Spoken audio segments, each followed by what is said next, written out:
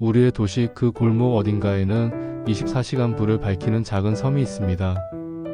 우리는 그곳을 편의점이라 부릅니다. 누군가에게는 허기를 채우는 곳, 누군가에게는 고된 하루의 마지막 위로를 얻는 곳. 오늘 여러분을 초대할 곳은 바로 그런 편의점, 서울 청파동 골목에 자리한 작은 가게 올웨이즈입니다. 하지만 이 편의점은 조그마하니 꽤 불편합니다. 어느 날 밤부터 야간 아르바이트를 시작한 한 남자 때문입니다. 서울역에서 노숙하던 거구의 사내. 알코올성 치매로 자신의 이름조차 기억하지 못하는 그는 가게 주인 염 여사님의 제안으로 독고라는 이름으로 편의점의 밤을 지키게 됩니다.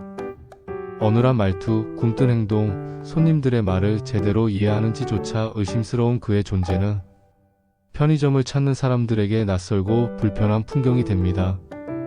처음에는 모두가 그를 경계하고 의심했습니다. 저 사람이 과연 계산은 제대로 할까? 가게 물건에 손을 대지는 않을까? 이야기는 이 불편한 남자와 저마다의 사연을 안고 편의점 문을 여는 우리 이웃들의 만남에서 시작됩니다.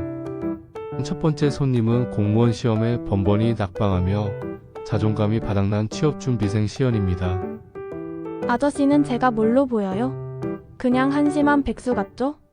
매일 밤 삼각김밥으로 끼니를 때우며 작가의 꿈을 꾸는 그는 독고 씨에게 무심코 자신의 처지를 털어놓습니다. 독고는 그녀를 한참을 바라보다가 그가 항상 먹는 삼각김밥 대신 따끈한 도시락을 가리키며 이거 내용물이 실합니다. 그저 도시락 반찬이 좋다는 단순한 말. 하지만 시연은 그 순간 깨닫습니다. 자신은 늘 결과만을 보고 스스로를 비난했지만 사실 매일 글을 쓰고 버텨내는 그 과정 자체가 실한 내용물이라는 것을요. 그는 그날 이후 삼각김밥이 아닌 도시락을 먹으며 다시 글을 쓰기 시작합니다. 또 다른 손님, 아들과의 소통 문제로 소갈이하는 중년 여성 오 여사. 그녀는 매일 밤 맥주 4캔과 참참참 세트 참깨라면, 참치김밥, 참이슬 세트로 외로움을 달래곤 했습니다. 그런 그녀에게 독고 씨는 어느 날 옥수수 수염차를 권합니다. 이거 사장님이 맛있다고. 그는 그저 사장님의 말을 전했을 뿐입니다. 하지만 오 여사는 아들이 어릴 적 좋아했던 옥수수 아이스크림을 떠올립니다. 술 대신 옥수수 수염차를 들고 집으로 돌아간 그날, 그녀는 처음으로 아들과의 대화를 시작할 작은 용기를 얻습니다. 짜증과 불만이 가득했던 샐러리맨 경만 씨, 늘 술과 짜증에 찌들어 있던 그는 독고의 어눌한 일처리가 못마땅해 늘 퉁명스럽게 대했습니다. 그러던 어느 날 술에 취해 지갑을 잃어버린 그는 당연히 독고가 훔쳐갔을 거라 의심하며 편의점으로 달려갑니다. 하지만 독고는 소중하게 보관해 두었던 그의 지갑을 말없이 건넵니다. 경만은 지갑 속에서 까맣게 잊고 있던 딸의 손편지를 발견합니다. 아빠 힘들지? 사랑해. 독고의 순수한 정직함이 아니었다면 영영 잊혔을 딸의 진심. 그날 이후 경만은 독고에게 처음으로 따뜻한 캔커피를 건네는 손님이 되었습니다. 그런가 하면 독고를 가장 못마땅하게 여겼던 동료 알바생 시은도 있었습니다. 경찰 공무원을 준비하는 그녀의 눈에 독고는 그저 비효율적이고 답답한 존재였습니다. 그러던 어느 날 2+1 상품을 가지고 억지를 부리는 진상 손님 때문에 곤란을 겪고 있을 때였습니다. 규칙대로만 하려던 시은과 달리 독고는 엉뚱하게도 전혀 다른 초코바 하나를 건네며 말합니다. 이거 하나 더.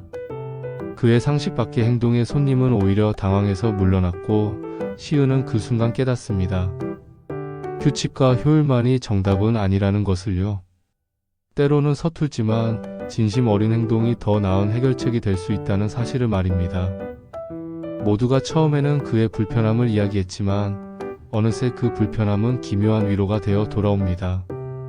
독고 씨는 해결책을 제시하지 않습니다. 현명한 조언을 건네지도 않습니다.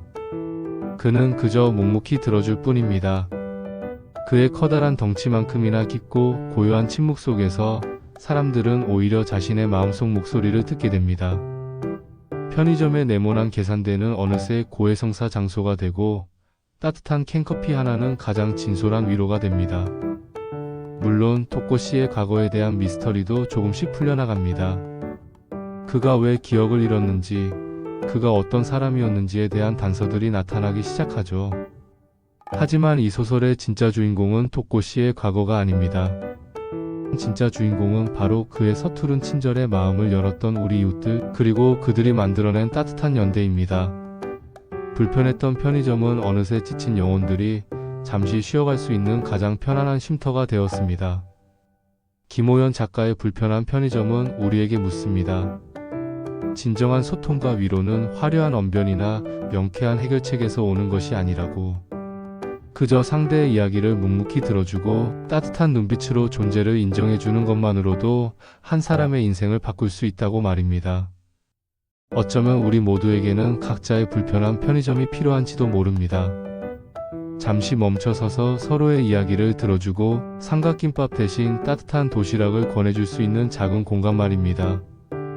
오늘 하루 당신의 곁에 있는 사람들에게 토코 씨처럼 묵묵한 위로를 건네보는 건 어떨까요? 지금까지 김호연의 불편한 편의점이었습니다.